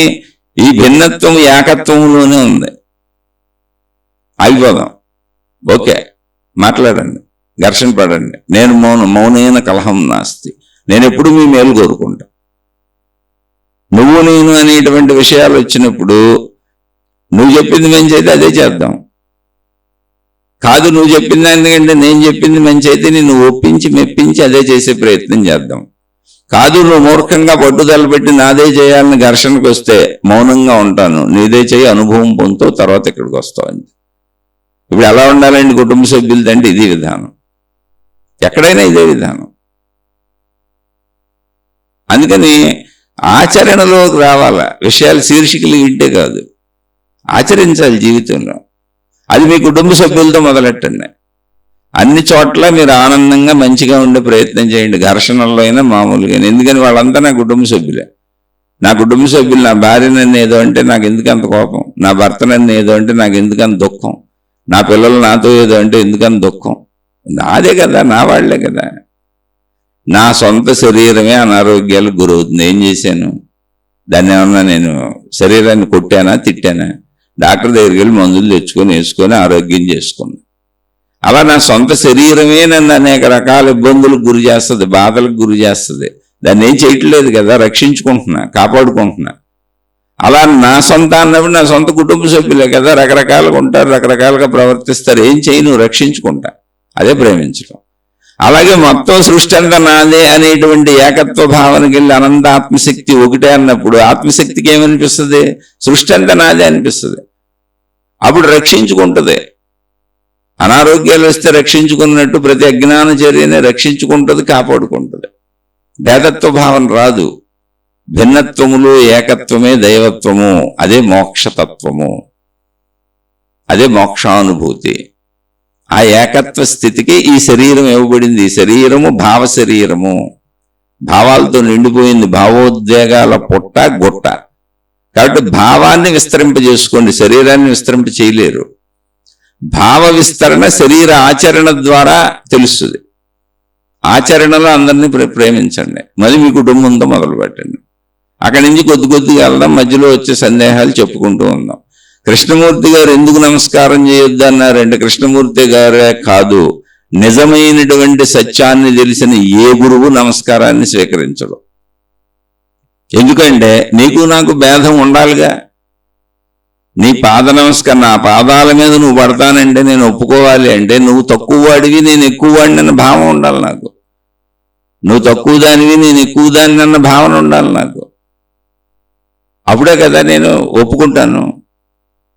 కృష్ణమూర్తి గారికి అటువంటి భావనే లేదు. లేకపోగా వీరిని వద్దని వారించారు, అక్కడికి అయిపోయింది. ఒక సందర్భంలో కృష్ణమూర్తి గారు ఋషివ్యాలి స్కూల్కి వచ్చారు. మదనపల్లి దగ్గర అక్కడ ఉంటుంది. ఋషివ్యాలి అంటే కొండలు అవి. అక్కడ స్కూల్ ఉంది వారిది. ఆ స్కూల్ దగ్గరికి వచ్చారు. అక్కడ ఏవో చిన్న పనులు చేయించడానికి ఒక కార్పెంటర్ని పిలిపించారు. మన ఆంధ్రప్రదేశ్లోదే, తిరుపతి దగ్గర మదనపల్లి. కార్పెంటర్ వచ్చాడు. ఆ కార్పెంటర్కి పనులు ఏమేం కావాలి, ఎలా కావాలి, ఏం చేయాలి కృష్ణమూర్తి గారు ఎక్స్ప్లెయిన్ చేసి చెప్పారు. చుట్టూ చాలా మంది ఉన్నారు.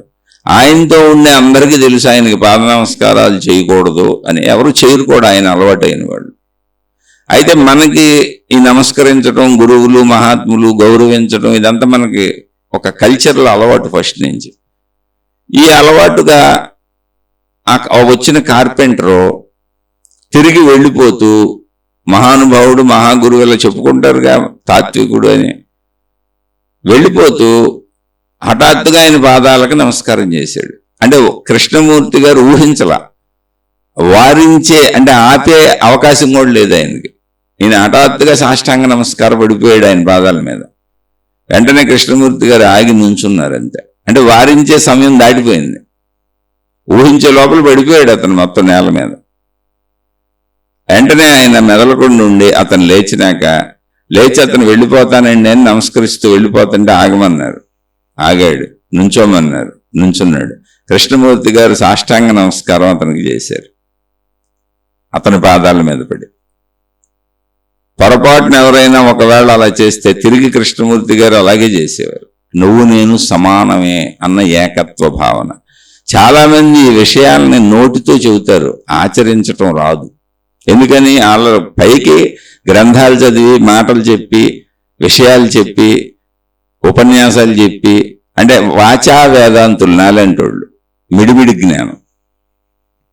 కానీ నిజంగా అది అర్థమైంది అనుకోండి, ఇప్పుడు నొప్పు కాలుతుంది అని తెలుసు, ఎవరు పట్టుకోరుగా, కానీ నొప్పును వాడుకుంటారు. కరెంట్లో ఏలు పెడితే ప్రమాదం, కరెంట్ షాక్ కొడుతుందని అందరికీ తెలుసు, కానీ మొత్తం ప్రపంచం అంతా కరెంటుని జాగ్రత్తగా వాడుకుంటారు. అంటే సత్యం తెలిసినప్పుడు ఆ విధంగా ఆచరిస్తారు. ఇప్పుడు మొత్తం సృష్టి అంతా ఒకటే అని చెబుతూ, కానీ ఆచరణకు వచ్చేటప్పటికి నీ నమస్కారాలు కావాలి, నీ డబ్బులు కావాలి, నీ పండు ఫలం కావాలి, నీ సేవలు కావాలి, అన్నీ కావాలి. కానీ తత్వం చెబుతా నీకు, నువ్వు విని వెళ్ళిపో, అన్నీ నాకు సమర్పించు అన్నప్పుడు మనుషులు ఎందుకు మారలేకపోతున్నారు అంటే ఆచరణ లేనటువంటి గురువుల్ని చూస్తున్నాం మనం, ఆచరణ లేనటువంటి బోధకుల్ని చూస్తున్నాం. ఆచరణ లేనటువంటి బోధకులు మహాత్ములుగా, గురువులుగా, మాతాజీలుగా చల్లమణి అవుతున్నారు. ఆచరణ లేదు, కేవలం వాచా వేదాంతం అంటే వాక్కులలో వేదాంతాన్ని చూపిస్తున్నారు. అది నమ్మి ప్రజలు వాళ్ళకి డబ్బులు ఇస్తుంటే ఆ డబ్బులతో పెద్ద పెద్ద ఆశ్రమాలు అవి నిర్మించి వాళ్ళకి వాళ్ళే అడ్వర్టైజ్మెంట్లు ఇచ్చుకుంటున్నారు. ఎన్ని సంస్థలు అడ్వర్టైజ్మెంట్లు వస్తాయి చూడండి. రోజు డబ్బులు ఇవ్వండి, ఆ ప్రోగ్రాంలు చేస్తున్నాం, ఈ ప్రోగ్రాంలు చేస్తున్నాం అని సంస్థలు సోషల్ మీడియా అడ్వర్టైజ్మెంట్లు ఇస్తున్నాయి. మళ్ళీ నీకు డబ్బులు ఇస్తే ఎంత పుణ్యమో యాడ్లు ఇస్తున్నారు. ఎందుకని? నిరంతరం డబ్బు కావాలి వాళ్ళకి. డబ్బు కావాలి, నిరంతరం జనం దానికి అట్రాక్ట్ అయ్యి అందులో చేరిపోతే ఆ సమూహాన్ని పెంచుకోవాలి, మళ్ళీ వాళ్ళతో ఉచిత సేవలు చేయించుకోవాలి. అసలు యాడ్లు ఇస్తారండి ఎవరన్నా? మీరు ఆలోచించుకోండి ఒకసారి. అమ్ముకునే వస్తువులకి యాడ్లు ఇవ్వచ్చు, అర్థం ఉంది దానికి. ఇలా తెల్లారి లెగిస్తే సంస్థ అంటే వాళ్ళ పని ఏంటో తెలుసా? రోడ్లు అమ్మడి పోయి డబ్బులు పోగేసుకోవడం. దానికి వాళ్ళు ప్రచారము, దైవ సేవ, భగవత్ సేవ, దేవుడికి అంకితమైపోయాం, మతానికి అంకితమైపోయాం అని పేర్లు పెట్టుకున్నారు. ఏమీ లేదు. మీరు వెళ్ళి దాంట్లో సూక్ష్మాంశగా గమనిస్తే వాళ్ళు నిరంతరం రోడ్లు ఎక్కేది డబ్బుల కోసం. పొద్దున్న లెగిస్తే వాళ్ళు, వాళ్ళ శిష్యులు, వాళ్ళ భక్తులు, ఆ సమూహం, ఆ ప్రచార సమూహం ఏదుందో వాళ్ళందరూ చేసే పని ఏంటంటే డబ్బులు డబ్బులు డబ్బులు. వాటిని ఎన్ని రకాలుగా లాగొచ్చు ప్రజల దగ్గర నుంచి. ఎంతమందిని హిప్నటైజ్ చేసి మన మతంలోకి లాక్కోవచ్చు. ఎందుకని? మతంలో మనుషులు పెరిగితే డబ్బు పెరుగుద్ది, మళ్ళీ ప్రచారకులు పెరిగితే డబ్బు పెరుగుద్ది, సేవలు పెరుగుతాయి, సమూహం పెరుగుద్ది. దానివల్ల అందరం హాయిగా ఉండొచ్చు. ఎందుకని? భౌతిక సుఖాలన్నీ దక్కుతాయి. ఆచరణ లేనటువంటి బోధకుల వలన ఈ ప్రమాదం వచ్చింది. మనుషులు కన్ఫ్యూజన్లో పడిపోతున్నారు. అందుకని మిగిలిన వాళ్ళ సంగతి మనకెందుకు, మనం ఆచరణతో సాగుదాం. అందుకు ఈ శీర్షికలు. మీరు ఏ మతంలో ఉన్నా నాకు అభ్యంతరంలా, మీరు ఏ గురువుని అనుసరిస్తున్నా నాకు అభ్యంతరంలా, మీరు ఏ దేవుడితో ఉన్నా నాకేమి అభ్యంతరంలా. మీరు ఎలా ఉంటే అలా ఉండండి, మీ ఇష్టం. కానీ మీ ఇంట్లో మొదలు పెట్టండి, ఒక సమభావం ఆచరించండి. మీకు వ్యతిరేకంగా ఉన్న వాళ్ళని కూడా ప్రేమించటం మీ ఇంట్లో మొదలు పెట్టండి, మీ వాళ్ళతోనే మొదలు పెట్టండి. అది మీరు వాళ్ళ కోసమే కదా బతుకుతున్నారు. మరి కోపం వచ్చినప్పుడు ఎందుకు ఊగిపోతున్నారు, ఆవేశపడిపోతున్నారు? భావోద్వేగాల అదుపు, ప్రేమను పంచటం అంటే మీ జ్ఞాన విస్తారత, అంటే జ్ఞానాన్ని, భావాన్ని పెంచుకోవటం మీ ఇంట్లో మొదలు పెట్టండి. అలా విస్తారత అంటే ఇది వ్యాపించడం మొదలు పెడితే తర్వాత బయట మనుషులకి వెళ్దాం. అలా అలా అలా మొత్తం సృష్టి మొత్తం వెళ్తాం. అంతే మోక్షం, అంతే జ్ఞానోదయం, అంతకు మించి ఇంకేం లేదు. ఇది ఒక చిన్న విషయం, చాలా చిన్న విషయం. ఇందులో మహిమలు, మాయలు, అద్భుతాలు ఉండవు. ఎవరో ఆకాశం నుంచి మన మీద పడేసే మోక్షం ఉండదు. ఎవరో మన నెత్తిని చేయి పెట్టి శక్తిపాతాలు చేసి మనకు మోక్షం ఇవ్వటం ఉండదు. వీళ్ళందరూ మోసగాళ్ళు, మిమ్మల్ని మోసం చేస్తున్నారు. వీళ్ళందరూ మోసగెత్తులు, మిమ్మల్ని మోసం చేస్తున్నారు. మీరు నమ్మినా నమ్మకపోయినా ఇది సత్యము, సత్యము, సత్యము. ఇంకా ఏమైనా సందేహాలు ఉంటే శీర్షిక విన్నవాళ్ళు ఆ సందేహాలని తప్పకుండా అడిగే ప్రయత్నం చేయండి. మళ్ళీ చెప్పుకుందాం, విశ్లేషించుకుందాం. అలాగే ఈ శీర్షికలు మాట్లాడేటప్పుడు, చెప్పేటప్పుడు నేను ఆధ్యాత్మిక విద్యాలయము, ఆత్మజ్ఞాన చదువు, ఆధ్యాత్మిక చదువు అనే పదములు వాడుతూ చెబుతూ ఉంటాను. ఈ చదువు అనేది నేను దానికి కలిపాను. ఆత్మజ్ఞానం ఉంది, ఆత్మజ్ఞాన చదువు అన్నాను. ఆధ్యాత్మికత ఉంది, ఆధ్యాత్మిక చదువు అన్నాను. విద్యాలయం అంటే చదువుకోవడానికి వెళ్ళేది విద్యాలయం. విద్యాలయాలు ఉన్నాయిగా ప్రపంచంలో. అంటే ఇప్పుడు మనం నేర్చుకుంటున్నది దేవుళ్ళు, దేవతలు, మతాలు, మార్గాలు, విధానాలు, గురువులు, మాతాజీలు, మహిమలు, మాయలు, అద్భుతాలు ఇలా ఏం కాదు. భౌతిక చదువు ఎలాంటిదో ఇది కూడా అలాంటి చదువే. దీన్ని ఎక్కడో పెట్టేబాకని తీసుకెళ్ళి అది మన సొంతది, మన హృదయానికి సంబంధించిన సొంత చదువు అది. ఆ సొంత చదువుని మనం ఆధ్యాత్మిక చదువుగా చదువుకోవాలి. చదువుకుంటే మనకు అర్థమవుతుంది. అది అర్థమైనప్పుడు ఆచరణ వస్తుంది. అది మన స్వీయ చదువు. మన మనసు, మన శరీరము, మన మనసు, మన ప్రాణశక్తి గూర్చిన సంపూర్ణ చదువు, మన గూర్చిన పూర్ణత్వమే ఆధ్యాత్మిక చదువు. మహిమలు ఎందుకుంటే స్కూల్లో ఇప్పుడు మామూలు చదువులు మహిమలు ఉన్నాయా? మాస్టర్లు చదువుతారు, పిల్లలు చదువుకుంటారు. ఆధ్యాత్మిక చదువు అంతే. అలా చదువుకోండి. మీ భావాన్ని విస్తారం చేసుకోండి, వ్యాపకం చేసుకోండి. భావ విస్తారత, జ్ఞాన విస్తారత. భావ విస్తారత, జ్ఞాన విస్తారత అనంతత్వానికి వెళ్ళిపోయినప్పుడు అదే మోక్షం, అదే జ్ఞానోదయం. భిన్నత్వంలో ఏకత్వ భావన దృష్టిని మనం పెంచుకోవాలి. అంతే తప్ప అదేదో మనకు ఎవరైనా ఎత్తిమే చేయబెడితే రాదు. మహిమల, మాయలు, అద్భుతాలు ఉండవు. ఇంకేమైనా సందేహం ఉంటే అడగండి, చెప్పుకునే ప్రయత్నం చేద్దాం. ఇక ఇది నచ్చని వాళ్ళు, అకారణ ద్వేషములు పెంచుకునేవాళ్ళు, అయ్యా మీ పాదాలకు నమస్కారం, అమ్మ మీ పాదాలకు నమస్కారం, నేను అతి సామాన్యుణ్ణి, నన్ను క్షమించి వదిలివేసి మీ మార్గాల్లో మీరు హాయిగా ముందుకు సాగిపోండి. శుభమస్తు. మీకు, మీ కుటుంబ సభ్యులకు మేలు చేకూరుగాక. మరొక కొత్త శీర్షికతో కలుసుకుందాం.